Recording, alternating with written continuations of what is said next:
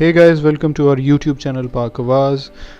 Today we are going to discuss about the political system in China. Perhaps the whole playlist is going to talk about the political system in China.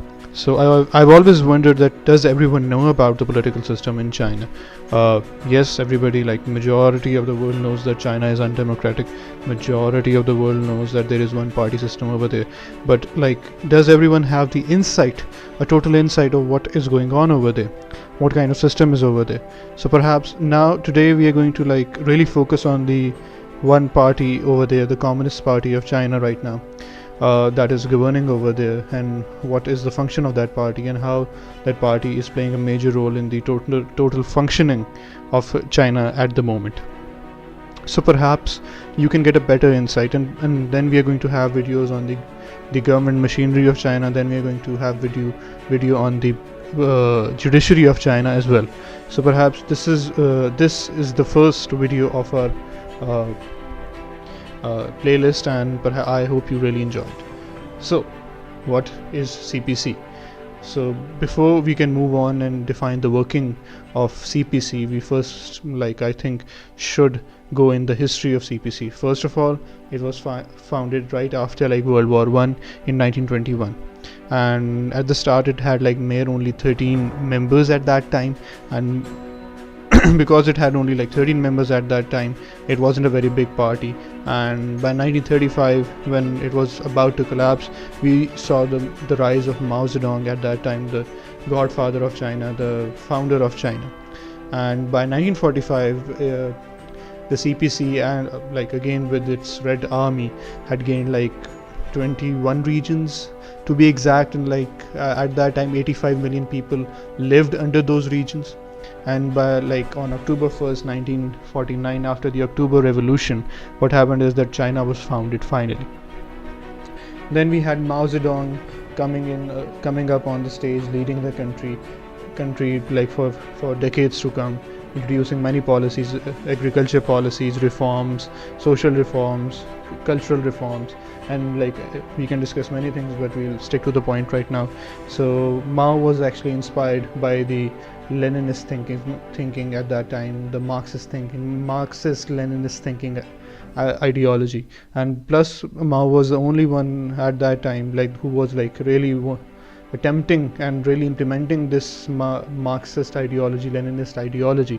So we can call it that this implementation and the amalgamation of these ideologies really made something we can call Maoism perhaps.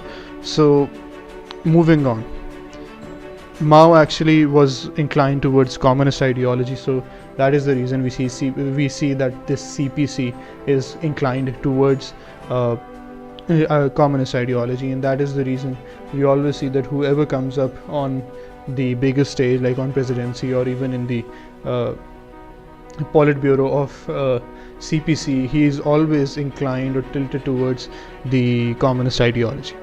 So now we have just gone through the background, the role of Mao, and the history, and that how party was able to curb difficult situations when it was founded in the beginning, and how it was the major player when China was founded. So that is obvious that China was to be affiliated with this ideology, with CPC of course as well.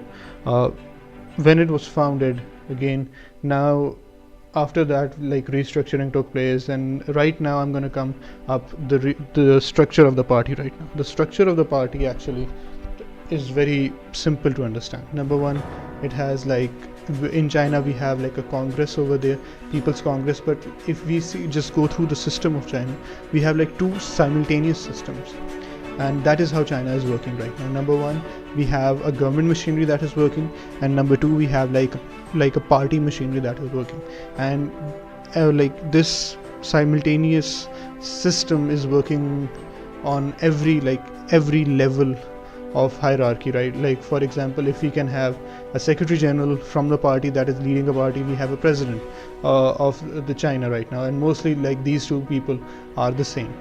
Of course, this has occurred that these people were different. The Secretary General was a different person, the President is a different person. But right now, the current President is also the Secretary General of the party.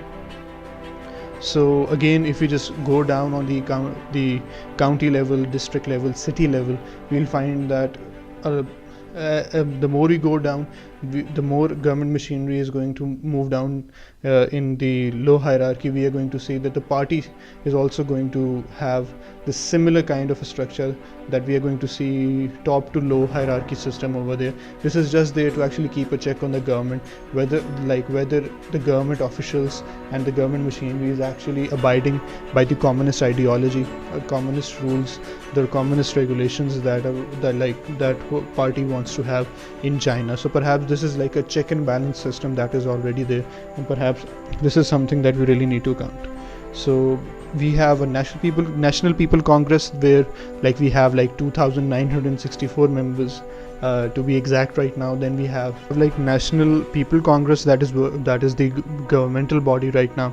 It has around 3,000 people. Then we have a simultaneous body of the party that is having 2,964 members from the party, and it is called the National Party Congress, again CPC Congress, some people call it. So this is the members are elected after every 5 years. In the end, elections do take place. From this 2,964 people, then there is a subcommittee that is called the Central Committee of the party. It comprises of 200 members, and then we have 150 alternate members.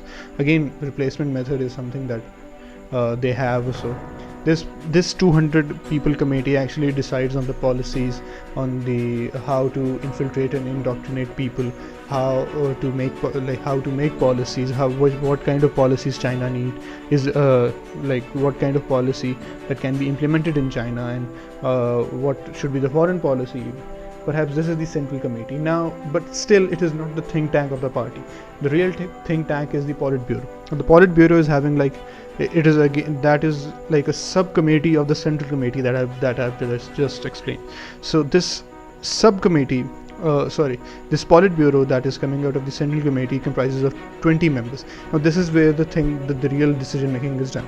But again, still we have 6 to 8 members from within these 20 members who are the party leaders actually, and this is where the basic decision making is done. This is where the strings are pulled off, and we do see that the brains of the party actually lie in these 6 to 8 people that are there. So what is the hierarchy in between these people? There is a Secretary General that who mostly happens to be the President of China as well, and then we have the prominent members of the party who have given their heart and soul to the party. So this is where the decision making is done, not only about the party but also about China as well. And whatever this think tank of Politburo and the 6 to 8 people decide, everyone in China has to abide by that decision, and of course the government machinery as well. And that is the reason we see that there is a simultaneous system of party that is placed to keep a check on the government machinery. Now this is this is the structure of the party. So now we are going to come to the implementation body right now. There is an implementation body also called the Party Secretariat. This Party Secretariat is actually responsible to organize the party system that is there, to coordinate between the different departments of the party and the government. Then that is followed by another disciplinary body. If any of the member doesn't abide by the rules or regulations or has some kind of a discipline issue, this committee within a party is going to actually take some kind of a legal action against him or her. Moving on, then we have other bodies within the party. We have Youth Communist League as well, that is again under CPC, and if you're a part of YCL, that means you are going to become the part of CPC in the future. We have other organizations women organizations and other organizations that work in China, but again they have to abide by communist ideology, and even if they don't, it is made sure that they're overruled by the CPC, and the government machinery also helps CPC one way or the other. Coming to the other side, we do have Chinese Democratic League and Chinese Democratic parties, but in the end they don't have a muscle like CPC has. Again, it was the founding body, the founding party of China. That is the reason we see that it is still very powerful. So this is like a checking body on the government, that whether the government is abiding by the rules and regulations of the communist party that is there, and that is the reason we have the same simultaneous structure within China right now, where this CPC is keeping a check on government machinery. And perhaps I hope you like my analysis, and this is like the most basic stuff I wanted to tell all the folks that are listening to me now, all the students that are listening to me now. We are going to come up with another video soon, inshallah, in the role and workings of the CPC in more detail, and also the judiciary in China, that how does the judiciary in China work, and how they are able to pull this off very easily, or even with difficulty, of course. So please do like this video, please spread this video, share this video, do subscribe to our button below, and keep on coming back to this channel. Again, it is going to surprise you every time. Thank you so much.